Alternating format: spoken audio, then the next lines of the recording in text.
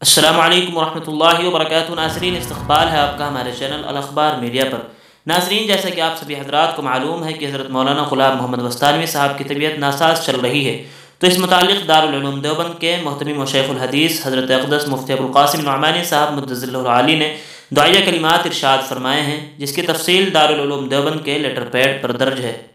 عزیزان مکرم، جناب مولانا حذیفہ وستانوی اور جناب مولانا اویس وستانوی صاحبان، السلام علیکم ورحمۃ اللہ وبرکاتہ۔ واٹس ایپ اور سوشل میڈیا کے ذریعے آپ کے والد بزرگوار اور ہمارے شورا کے اہم رکن حضرت مولانا غلام محمد وستانوی صاحب مدظل العالی کی مسلسل عدالت کی اطلاعات مل رہی ہیں۔ اس سلسلے میں میری فون پر بھی گفتگو ہو چکی ہے۔ حضرت کی مسلسل عدالت سے تشویش ہے۔ ہم اللہ تعالیٰ سے دعا کرتے ہیں کہ اللہ تعالیٰ حضرت کو صحت کاملہ عاجلہ مستمرہ عطا فرمائے اور آپ کے سائے کو ادارہ کلکوہ اور دیگر سینکڑوں اداروں پر قائم و دائم رکھے۔ دارالعلوم میں بھی حضرت کی صحت یابی کے لیے دعا کرائی جا رہی ہے۔ حضرت کے مفید مشورے اور آپ کی سرپرستی مجلس شورا میں بہت اہمیت کی حامل ہوتی ہے۔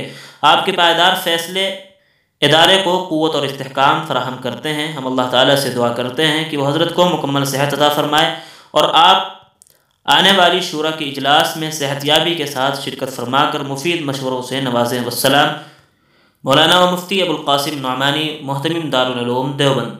ناظرین، آپ سبھی حضرات سے دعا کی درخواست ہے کہ حضرت خاتم القرآن حضرت اقدس مولانا غلام محمد وستانوی صاحب مدظل العالی کے متعلق اللہ رب العزت انہیں صحت عطا فرمائے اور مکمل شفا یاب فرما دے، آمین۔